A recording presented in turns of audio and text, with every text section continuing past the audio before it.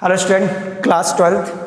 और कल के लेक्चर में हम लोग नस्ट इक्वेशन के बारे में पढ़ चुके थे और नस्ट इक्वेशन का क्या यूज़ है, नस्ट इक्वेशन से कैसे कैलकुलेशन करेंगे, सारी बातें हुई थी। आज उसके आगे पढ़ेंगे नस्ट इक्वेशन आपका how to calculate equilibrium constant from Nernst equation. ठीक है, तो हेडिंग है equilibrium constant, marker equilibrium constant from Nernst equation.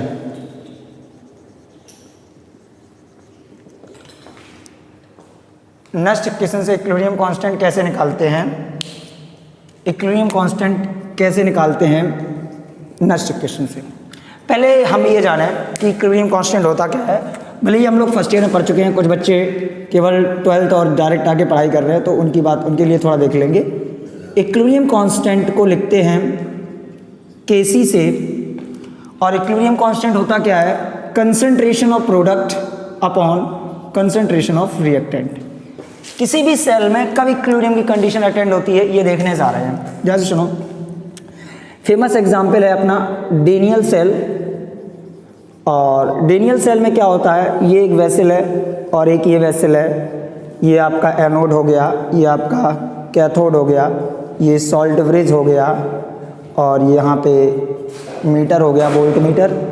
ठीक है, ये जिंक की रॉड हो गई, यहाँ पर ZnSO4 का सॉल्यूशन हो गया, और ये कॉपर की रॉड हो गई, यहाँ पर CuSO4 का सॉल्यूशन हो गया। ठीक है, ये ZnSO4 और ये CuSO4 का सॉल्यूशन हो गया। ठीक है, अच्छा सर, अगर आप रिएक्शन की बात करो तो एट एनोड क्या होता है सर, एनोड पे आपने बताया था ऑक्सीडेशन।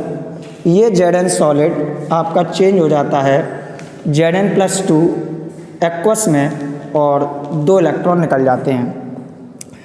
उसके बाद रिएक्शन एट कैथोड क्या होता है, कैथोड पे आपके Cu+2 एक्वस 2 इलेक्ट्रॉन लेके Cu सॉलिड का फॉर्मेशन कर लेता है, और जब इसको आप ऐड करोगे तो 2 इलेक्ट्रॉन से 2 इलेक्ट्रॉन कट जाएंगे। आपका Zn solid Cu+2 aqueous Gibbs Zn+2 aqueous और Cu सॉलिड रिएक्शन आती थी। हमने आपको ये बार बार क्यों बता रहे हैं, बार बार क्यों नहीं बता रहे, इसमें क्यों बता रहे हैं। एक्चुअली आप एक चीज़ देखो, ये जो Zn सॉलिड है, ये Zn सॉलिड यहाँ तली में बैठा हुआ Zn सॉलिड है। ठीक है, ये Zn सॉलिड आपका जब आयनिक फॉर्म में आएगा Zn+2 में, तो सॉल्यूशन में Zn+2 आयन की कंसंट्रेशन बढ़ेगी पहले वाले वेसल में, और यहाँ पर जो Cu+2 आपके सॉल्यूशन में फ्लोट कर रहे हैं, वो Cu+2 2 इलेक्ट्रॉन लेके Cu सॉलिड बना के तली में बैठ जाएंगे।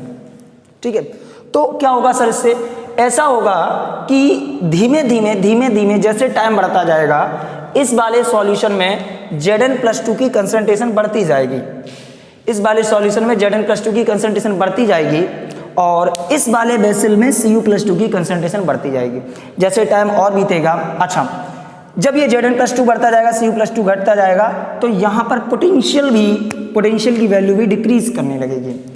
एक कंडीशन ऐसी आएगी कि यहाँ के सभी Cu+2 आयन Cu सॉलिड में चेंज हो चुके होंगे, और यहाँ सभी Zn सॉलिड Zn+2 में चेंज हो चुके होंगे। यहाँ पर Cu+2 की कंसंट्रेशन 0, Cu+2 की कंसंट्रेशन कितनी, 0, और यहाँ Zn+2 की कंसंट्रेशन मैक्सिमम। मतलब ना अब इसका कुछ चेंज हो सकता है और ना ही अब इसका कुछ चेंज हो सकता है। और जब ऐसा हो जाएगा कि इसकी कंसंट्रेशन अब इससे कम हो नहीं सकती है और इसकी कंसंट्रेशन अब इससे ज़्यादा हो नहीं सकती, क्यों? क्योंकि जितना Zn सॉलिड था सभी का सभी Zn सॉलिड Zn+2 में टूट चुका है, पूरा Zn सॉलिड Zn+2 में टूट गया है। इसका मतलब इस वाले वेसल में Zn+2 की कंसंट्रेशन मैक्सिमम हो गई है, और इस वाले वेसल में Cu+2 की कंसंट्रेशन 0 हो गई है।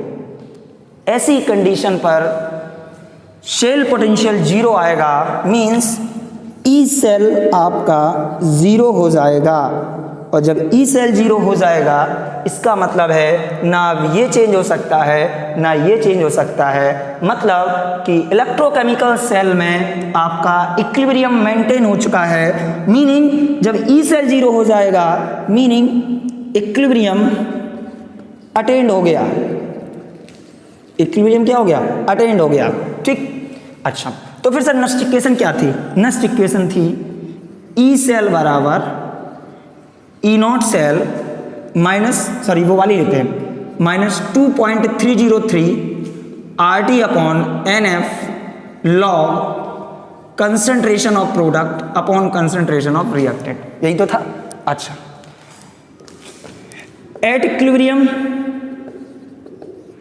इक्विलिब्रियम पे क्या हो गया, ई सेल 0 हो गया, ई सेल 0 हो गया तो इसको उठा के यहां लाएंगे, क्या हो जाएगा माइनस का E naught cell minus 2.303 RT upon NF log concentration of product upon concentration of reactant की जगह क्या आ जाएगा, इक्विलिब्रियम कांस्टेंट Kc, ये माइनस से माइनस खत्म हो गए, RT और F, RT और F की वैल्यू रख दी तो क्या आ गया, ई नॉट सेल बराबर 0.059 upon N log Kc, this is the equilibrium constant for next equation.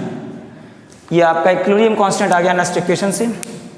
तो कुल मिला के अच्छा इसके न्यूमेरिकल जब हम लगाएंगे तो एक चीज़ याद रखना, जब आप इसके न्यूमेरिकल लगाओगे तो सबसे बड़ी प्रॉब्लम तुम्हारे साथ क्या आएगी, इसको एंटी लॉग लेना पड़ेगा। और एंटी लॉग आप कैसे लोगे, तो एंटी लॉग लेने के लिए हम आपको जुगाड़ बता रहे हैं। ठीक है, एंटी लॉग लेने की जुगाड़ क्या है कि एंटी लॉग कैसे लोगे, चलो देखो ध्यान से देखो एंटी लॉग कैसे लेते हैं।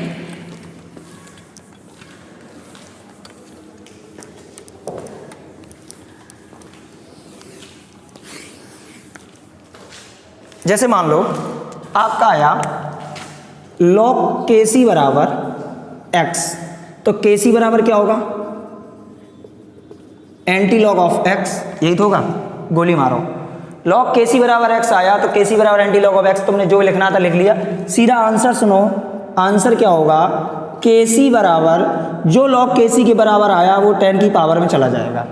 ठीक है, जैसे मान लो अब 10 की पावर x में चला गया। अच्छा मान लो सर ऐसा होता लॉग Kc बराबर -22, तो क्या करते, तो आपका Kc बराबर क्या हो जाता है 10 टू पावर -22।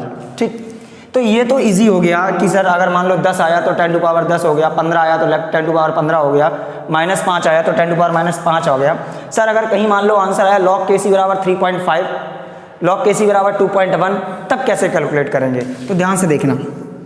कुछ वैल्यू है, 0.1 की वैल्यू होती 1.1, 0.2 की वैल्यू होती 1.5, 0.3 की वैल्यू होती 1.9, 0.4 की वैल्यू होती 2.5, 0.5 की वैल्यू होती 3.1, 0.6 की वैल्यू होती 3.9 और 0.7 की वैल्यू होती 4.8 और 0.8 की वैल्यू होती 5.8 और 0.9 की वैल्यू होती 6.9। ठीक है, ये वैल्यू होती हैं। अगर ये तुम्हें याद है तो आप किसी का भी निकाल सकते हो। चलो सोचो, मान लो आपका आया लॉग Kc बराबर 2.1, सबसे छोटा ले रहे, लॉग Kc बराबर 2.1 आया, आप क्या करोगे, कुछ नहीं, एंटी लॉग फलाना ठिकाना साइड से करो। 2.1 को क्या लिख सकते हैं, 2 + 0.1 लिख सकते नहीं लिख सकते, 2.1 को क्या लिख सकते हैं 2 + 0.1। सुनो, प्लस से पहले एक इंटीजर नंबर होगा, जो इंटीजर नंबर हो उसको 10 की पावर में ले जाओ, जो इंटीजर नंबर हो उसको 10 की पावर में ले जाओ और लगाओ मल्टीप्लाई। 0.1 की वैल्यू यहाँ देखो कितनी होती है 1.1, आंसर हो गया Kc बराबर 1.1 इंटू 10 टू पावर 2। एक एग्जाम्पल और, जैसे मान लो आपको दे दिया सर लॉग Kc बराबर अगर हमारा 5.6 आया तो कुछ नहीं, 5.6 को क्या लिख सकते, 5 + 0.6 लिख सकते नहीं लिख सकते। ठीक, अच्छा इंटीजर नंबर कहाँ ले जाओगे, 10 की पावर 5 में। 0.6 की वैल्यू यहाँ से देखो कितनी दी गई 3.9, तो 3.9 इंटू 10 टू पावर 5, आंसर आ गया Kc बराबर 3.9 इंटू 10 टू पावर 5। अच्छा ये तो बहुत ईजी कर दिया। अब जरा देखना, मान लो आपका लिखा है लॉग Kc बराबर, ध्यान से देखना -6.4, लॉग Kc बराबर लिखा है -6.4, ध्यान से देखिए सारे बच्चे ध्यान से देखेंगे, लॉग Kc बराबर -6.4। अब इसको क्या करेंगे, क्या -6.4 को हम ऐसे लिख सकते हैं -6 + 0.4 है। अगर आप ऐसे लिखोगे -6 + 0.4 तो इसको सॉल्व करके देखो जरा कितना हो रहा है ये। इसको जब सॉल्व करोगे तो आएगा -5.6। अगर -6 जैसे इस तरीके के इसको लिखा था, अगर इस तरीके से लिखोगे -6 + 0.4 तो इसको सॉल्व करोगे आएगा -5.6। तो इसको कैसे लिखेंगे? इसको लिखेंगे -7 + 0.6। अब सॉल्व करो, -7 + 0.6 को सॉल्व करोगे -6.4 आना चाहिए। भैया ऐसे लिखोगे कि सॉल्व करने पर यही आए, ठीक। तो कुछ नहीं, इसको ले जाओ 10 की पावर -7, 0.6 की वैल्यू 3.9 हो गया भैया, खेल खत्म। तो ऐसे करेंगे कैलकुलेट एंटी लॉग, ठीक है, कोई बात। चलिए आगे देखते हैं। अब न्यूमेरिकल इसके क्या हैं अभी देखेंगे। पहले एक चीज़ और देख लें कि जो आपका वो होता है नेक्स्ट इक्वेशन, उसमें जब chemical energy change into the electrical energy, जब केमिकल एनर्जी चेंज होती है इलेक्ट्रिकल एनर्जी में, जब केमिकल एनर्जी चेंज होती है इलेक्ट्रिकल एनर्जी में, तो आपके कैसे निकालते हैं वर्क डन कितना करना पड़ता है, कितना वर्क डन करना पड़ता है जब केमिकल एनर्जी चेंज होती है इलेक्ट्रिकल एनर्जी में, ठीक है। चलिए कोई बात नहीं, देखो तो अब हम पढ़ेंगे work done in electrochemical cell. Electrochemical cell में कितना वर्क डन करना पड़ता है, क्या पढ़ने जा रहे हैं? Work done in electrochemical cell. अच्छा सुनो, अच्छा work done in electrochemical cell के साथ साथ और पढ़ेंगे and Gibbs energy, and Gibbs energy, work done और गिब्स एनर्जी। देखिए गिब्स एनर्जी का फार्मूला क्या होता है? डेल्टा जी नॉट बराबर -NF E नॉट सेल। देखो डेल्टा जी नॉट होता है standard Gibbs energy, delta G naught होता है standard Gibbs energy, E naught cell होता है standard cell potential, E naught cell होता है स्टैंडर्ड सेल पोटेंशियल। और ध्यान से देखो एक फार्मूला और, डेल्टा जी बराबर -NF E सेल। देखो सर जब यहाँ पे स्टैंडर्ड गिब्स एनर्जी लोगे तो यहाँ पर स्टैंडर्ड सेल पोटेंशियल लेना पड़ेगा, और जब केवल गिब्स एनर्जी लोगे, क्या लोगे? केवल गिब्स एनर्जी अगर लोगे तो यहाँ पर आपको क्या लेना पड़ेगा? केवल और केवल सेल पोटेंशियल लेना पड़ेगा। तब आप स्टैंडर्ड सेल पोटेंशियल नहीं, मतलब डेल्टा जी गिब्स एनर्जी है तो ई सेल केवल क्या है? सेल पोटेंशियल है। क्या है? सेल पोटेंशियल है। बात समझ में आई? ठीक। तो अभी ये दो फार्मूले देखिए, डेल्टा जी बराबर -NF E cell, delta G naught बराबर -NF E नॉट सेल। अच्छा जरा ध्यान से देखना, एन क्या है? नंबर ऑफ इलेक्ट्रॉन, एफ क्या है? फैराडे कांस्टेंट, ठीक है, फैराडे कांस्टेंट। और डेल्टा जी नॉट की यूनिट क्या होगी? डेल्टा जी नॉट की यूनिट होगी जूल पर मोल। क्या होगी? जूल पर मोल। अब ध्यान से देखना, ध्यान से देखना, थर्मोडायनेमिक्स में आपने पढ़ा होगा डेल्टा जी नॉट बराबर होता है minus delta W. Delta G naught बराबर क्या होता है? Minus delta W. और डेल्टा डब्ल्यू क्या है? Work done. इसका मतलब डेल्टा डब्ल्यू बराबर क्या हो गया? इसमें माइनस से मल्टीप्लाई कर दो तो आपका हो जाएगा -NF, माइनस माइनस माइनस, ये माइनस कितना हो जाएगा? +NF E naught cell. क्या हो गया? NF E naught cell. This is the work done, this is the work done in electrochemical cell. ये आपका इलेक्ट्रोकेमिकल सेल में क्या हो गया? वर्क डन हो गया। अच्छा इलेक्ट्रोकेमिकल सेल में वर्क डन हो गया। वर्क डन का फार्मूला क्या निकला? Delta W NF E naught cell. कुछ बातें सुनो। अच्छा अगर डेल्टा जी नॉट की दो वैल्यू, अगर डेल्टा जी नॉट नेगेटिव है तो रिएक्शन स्पॉन्टेनियस होगी, अगर डेल्टा जी नॉट पॉजिटिव है तो रिएक्शन नॉन स्पॉन्टेनियस होगी। कैसी होगी? नॉन स्पॉन्टेनियस होगी। अच्छा एक बात और सुनो जरा, अगर सर ई नॉट सेल, क्या बोला मैंने, ई नॉट सेल अगर आपका पॉजिटिव है तो रिएक्शन स्पॉन्टेनियस होगी, और अगर ई नॉट सेल नेगेटिव है तो रिएक्शन नॉन स्पॉन्टेनियस होगी। जरा आप थोड़ी देर हम मुंह से बोलेंगे, अब सुनना पड़ेगा आपको। देखो, अगर किसी भी सेल का स्टैंडर्ड सेल पोटेंशियल, किसी भी सेल का स्टैंडर्ड सेल पोटेंशियल नेगेटिव आया, कैलकुलेट किया, ई नॉट सेल नेगेटिव आया, तो वो रिएक्शन नॉन स्पॉन्टेनियस है। कैसी है? Non spontaneous. क्यों है बता रहे भाई, जब ई नॉट सेल नेगेटिव आएगा तो रिएक्शन नॉन स्पॉन्टेनियस है। अगर ई नॉट सेल की वैल्यू यहां पर नेगेटिव रखोगे तो नेगेटिव नेगेटिव कैसा हो जाएगा? पॉजिटिव हो जाएगा। ये नेगेटिव कैसा हो गया? पॉजिटिव। तो डेल्टा जी नॉट कैसा हो गया? पॉजिटिव। रिएक्शन कैसी होगी? Non spontaneous. ठीक। अच्छा, ई नॉट सेल अगर किसी का सेल पोटेंशियल पॉजिटिव आ रहा है तो वो रिएक्शन कैसी है? स्पॉन्टेनियस। भाई ई नॉट सेल पॉजिटिव, यहां पॉजिटिव रखा, पॉजिटिव नेगेटिव हो गया, डेल्टा जी नॉट नेगेटिव आ गया, रिएक्शन स्पॉन्टेनियस हो गई। क्वेश्चन ये नहीं आता है। क्वेश्चन एक तो ये आ जाता साइन से कि अगर sir delta G naught negative है तो रिएक्शन स्पॉन्टेनियस होगी, non spontaneous. E naught cell अगर ग्रेटर देन जीरो है, क्वेश्चन सुनना, E naught cell greater than zero या जीरो है तो रिएक्शन कैसी होगी? स्पॉन्टेनियस। सर अगर ई नॉट सेल नेगेटिव आया तो रिएक्शन नॉन स्पॉन्टेनियस हो जाती है, तो उसको स्पॉन्टेनियस कैसे करेंगे? देखो भाई, ये दो इलेक्ट्रोड थे, ये दो इलेक्ट्रोड थे, एक का तुमने एनोड बनाया, दूसरे का क्या बनाया? कैथोड। बना लिया, पक्की बात। ये एनोड है, ये कैथोड है, इसका सेल पोटेंशियल निकाला। आपने इसका सेल पोटेंशियल निकाला तो इसका सेल पोटेंशियल आया नेगेटिव।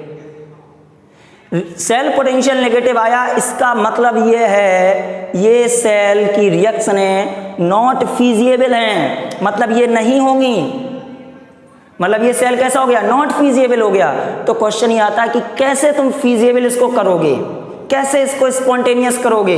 ये नॉन स्पॉन्टेनियस आया, मैंने इसका एनोड इसका कैथोड बनाया, ये नॉन स्पॉन्टेनियस आया, कुछ नहीं, देखो इतना करना है, कटक, ये आपका फीजिएबल हो गया, स्पॉन्टेनियस।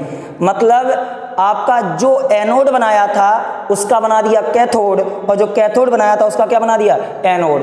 इलेक्ट्रोड को चेंज कर दो, जैसे ही आप इलेक्ट्रोड को चेंज करोगे सेल पोटेंशियल पॉजिटिव आ जाएगा, और सेल पोटेंशियल पॉजिटिव आएगा तो डेल्टा जी नॉट नेगेटिव आ जाएगा, और रिएक्शन कैसी हो जाएगी? स्पॉन्टेनियस। अच्छा सर, एक और रिलेशन हमने सुना है, रिलेशन बिटवीन, यानी क्या? हाँ, equilibrium constant and Gibbs energy में क्या रिलेशन होता है? चलो देखो, ये आपको दिख रहा होगा, ठीक है, इसके नीचे दिख रहा है, ठीक। तो relation between Gibbs energy, relation between Gibbs energy and equilibrium constant, Gibbs energy और इक्विलिब्रियम कांस्टेंट में क्या रिलेशन है? अच्छा सर, आपको पता है डेल्टा जी नॉट बराबर होता है minus N F E naught cell, होता कि नहीं होता है? अभी जस्ट 2 मिनट ही तो पहले पढ़ा है कि ई नॉट सेल बराबर क्या होता है? Minus 2.303 R T upon N F log K C. भैया सॉरी, कि ई नॉट सेल बराबर 2.303 R T upon N F log K C. ये ई नॉट सेल की वैल्यू उठा के इसमें रख दो, रखोगे तो डेल्टा जी नॉट बराबर minus N F, E naught cell की जगह क्या रखोगे? 2.303 R T upon N F log K C. N F से एन एफ कट गए, क्या रिलेशन आया? रिलेशन आया डेल्टा जी नॉट बराबर minus 2.303 R T log K सी।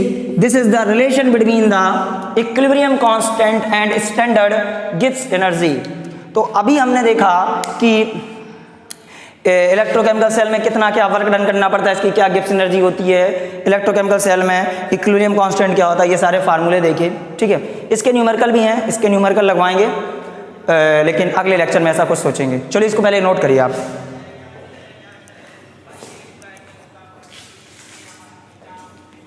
ठीक है, तो ठीक नोट कर लिया। चलो आज के लिए इतना ही काफ़ी रखते हैं, कल स्टार्ट करेंगे इसके न्यूमेरिकल लगवाएंगे पहले 10 मिनट, इसके बाद पढ़ाएंगे conductance of electrolyte in a solution. ठीक है, ओके, थैंक यू।